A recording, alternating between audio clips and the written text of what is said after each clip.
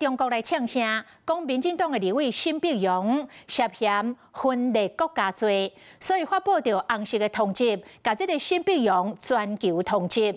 也毋过沈碧荣是直接伫德国来现身，参加着一场的听证会。沈碧荣讲，伊绝对袂因为中国要甲掠，就来退休。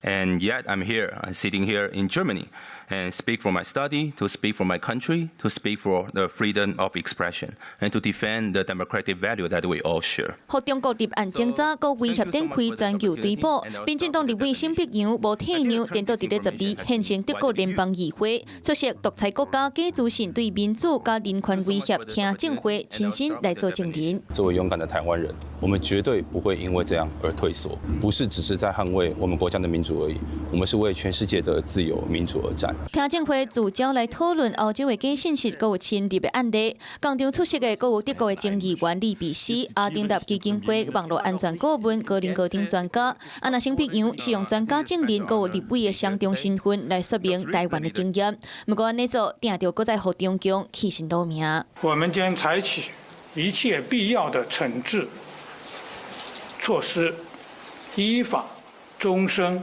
追责。访问到沈碧阳有啥物具体事情会当提高国际刑警组织做全球追捕的时，国台办发言人一直中复回应讲同款的，针对国会议员和中共性命威胁，总统赖清德嘛点名立法议长韩国瑜应该声援沈碧阳，保卫国会尊严。自己生病让别人吃药，一张桌子有4只脚，台湾的安全也是4只脚。这个桌子上面也有2盘菜。赖总统跟民进党打断了3只脚，难道这2盘菜韩院长 都要沉默的容忍，沉默的吞下去吗？中共对接沈碧阳，调查个人有个人的立场。Hello， 我是蒋欣梅。想要抢先掌握最及时的新闻资讯吗？赶快订阅、按赞、开启小铃铛，锁定华视新闻 YouTube 频道。